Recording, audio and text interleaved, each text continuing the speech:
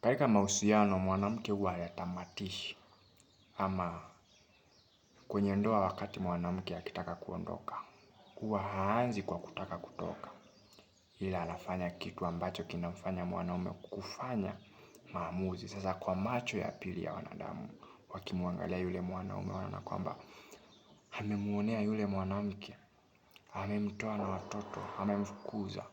Lakini wasijue chanzo cha haya yote ya mwanaume kufanya maamuzi yalitokana na huyo mwanamke. Wanawake wakati mwingine pia tunawapenda sana, lakini kuna vitu zingine mnafanya watu wanatuona vibaya, lakini nyinyi ndio sababu ya sisi kufanya maamuzi.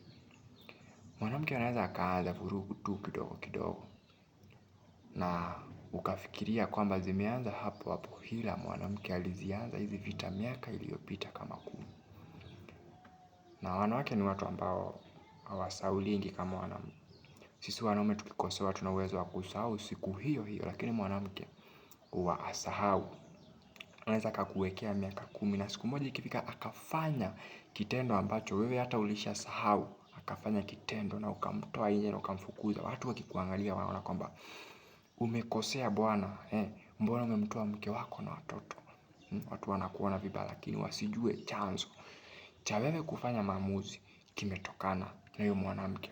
Kitu cha mwisho naweza nikasema nikimalizia ni kwamba hakuna siku hata moja mwanaume anaweza akafanya maamuzi kabla maamuzi hayajatoka kwa mwanamke. Ipo siku mtanielewa tu.